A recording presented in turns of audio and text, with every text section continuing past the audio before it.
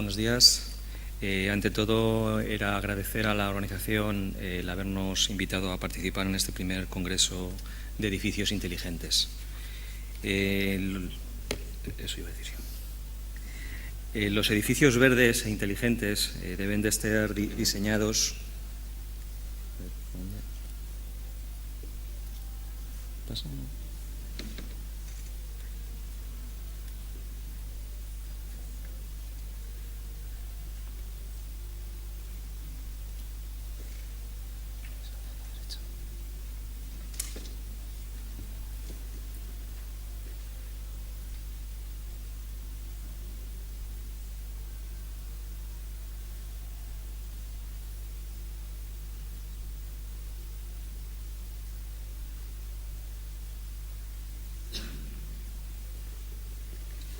Como decía, los edificios verdes e inteligentes deben ser diseñados para conseguir un alto rendimiento, tanto económico como medioambiental.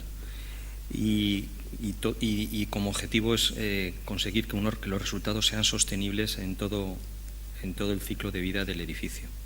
Para conseguirlo, debemos gestionar, operar y actualizar los sistemas para minimizar el uso de la energía, minimizar también las emisiones de CO2 y conseguir también un valor medible para los propietarios de los edificios o los gestores. Existen diferentes procedimientos y sellos que identifican los edificios verdes y de alto rendimiento. Entre ellos podemos citar la certificación de calificación energética en España, o certificaciones como la ISO 14001 de gestión ambiental o la ISO 50001 de gestión energética. Hay otros sellos internacionales, que sellos más bien de calidad en la edificación verde, como el sello del LEED, o el BREEAM o edificación verde aquí en España.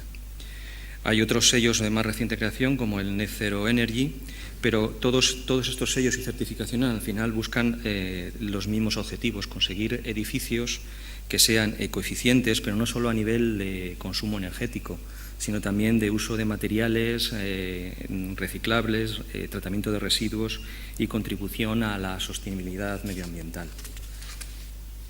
Si hiciéramos una fotografía de la situación de la automatización de edificios en general, veríamos que las tasas de penetración de este tipo de sistemas es muy baja, sobre todo en edificios medianos o pequeños, menores de 10.000 metros cuadrados.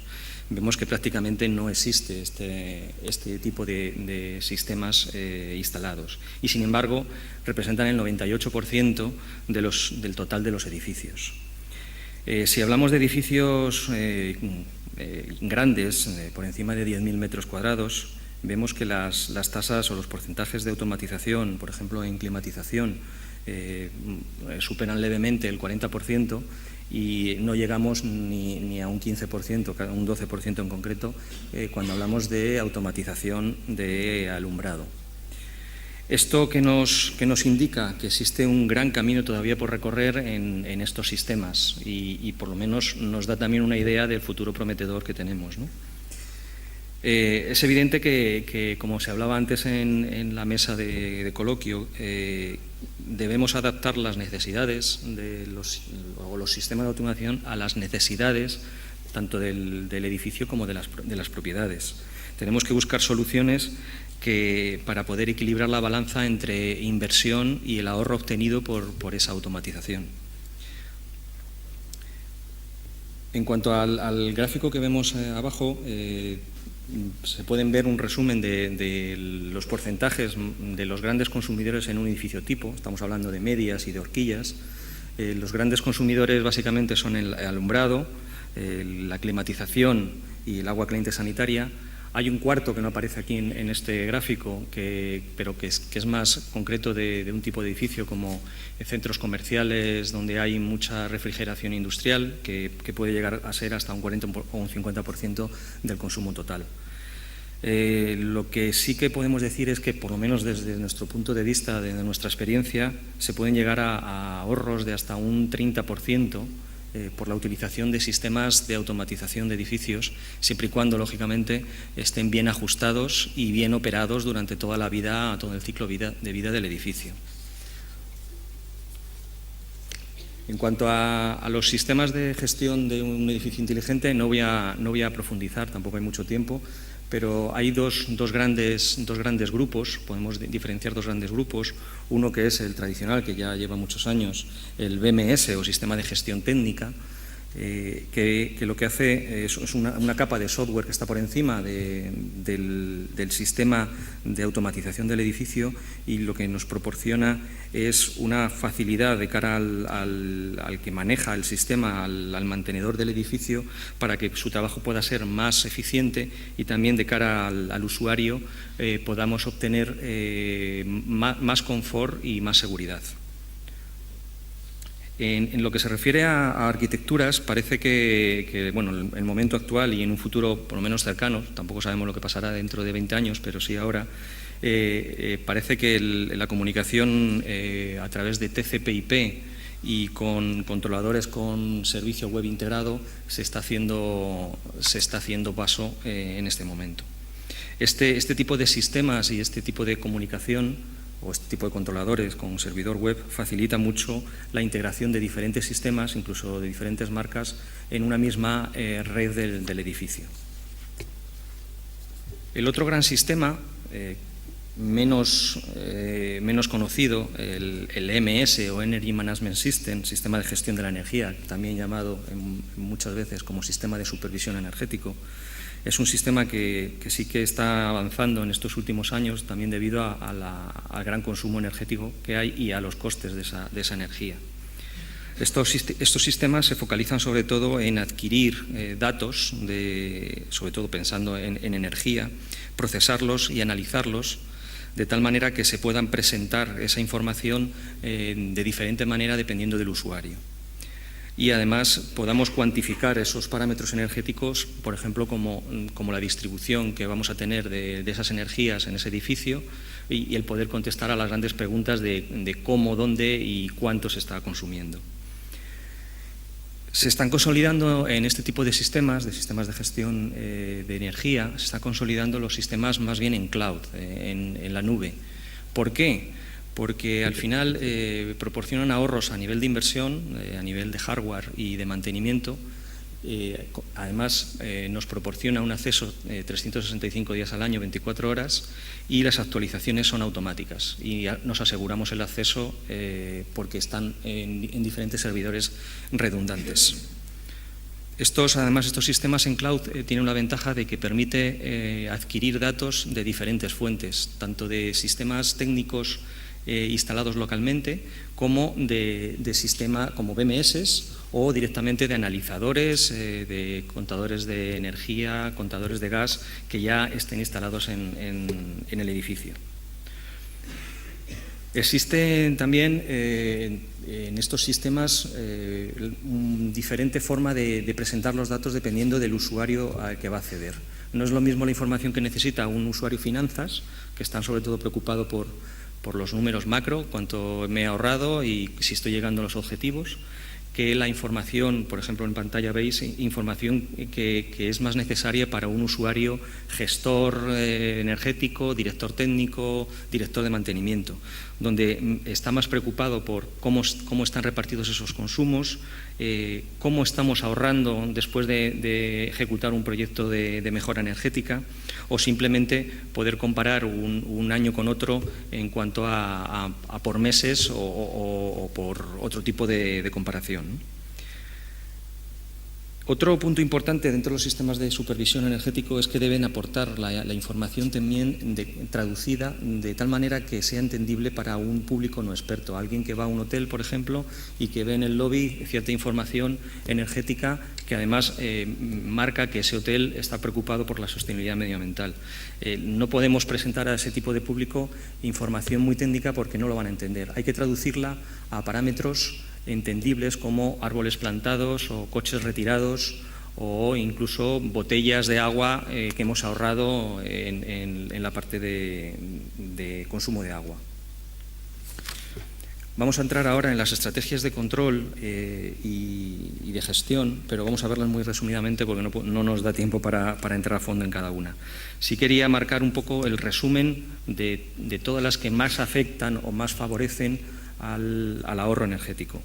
Pues desde el arranque parada de optimizado, calentamiento, enfriamiento matinal o una parada adelantada por inercia térmica del edificio, ajustes horarios, optimización de consignas, una ventilación controlada por demanda, normalmente por calidad de aire, el ajuste de los sistemas de caudal variable, que nosotros por experiencia vemos que sí, que cada vez existen más sistemas de caudal variable, pero casi siempre nos encontramos que están mal ajustados y normalmente están funcionando como caudal constante. Los variadores de frecuencia están siempre a 100%.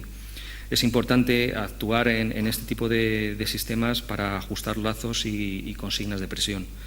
En producciones, ajustar bien las secuencias de arranque y parada, utilizar curvas de compensación de por temperatura exterior para variar la temperatura de impulsión, el control de la iluminación por ocupación-no ocupación o incluso la regulación por intensidad lumínica en fachada de edificio, que entra también importancia el tema de las persianas motorizadas, aunque vemos que todavía es poco frecuente en edificios grandes, pero que sí permite la optimización de la utilización de la luz natural. De las deslastres de cargas no prioritarias como el clima o como cierta iluminación cuando estemos llegando a potencias máximas contratadas. Y después, por último, una supervisión energética más bien a nivel eléctrico de la calidad de energía, de la reactiva y de los armónicos, que inciden también en la factura eléctrica. Todas estas estrategias demandan cada vez más una capacidad de control más capilarizada, más de bajo nivel, llegar hasta elementos donde antes no se llegaba. Para ello, por ejemplo, se están introduciendo en el mercado los cuadros de distribución que llamamos cuadros inteligentes, donde todos los elementos que componen ese cuadro están conectados por un bus de comunicaciones. Otro de los grandes consumidores, y cada vez más en los edificios, es el debido a los equipos TIC, a la informática.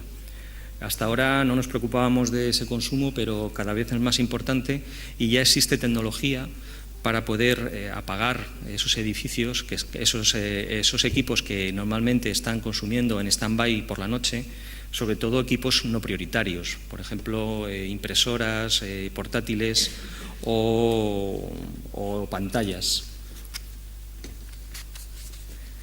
Hasta ahora hemos visto que la tecnología es fundamental, es necesaria, pero solo con la tecnología no vamos a garantizar conseguir esos objetivos de ahorro energético, sobre todo duraderos en el tiempo. Para ello es necesaria una figura, la figura del gestor energético, que antes de implantar cualquier tipo de proyecto de mejora energética debe de poder contestar a las tres grandes preguntas que se nos plantean cuando hablamos de eficiencia energética. ¿Cuánto se consume? ¿Dónde se consume? ¿Y cuándo se consume?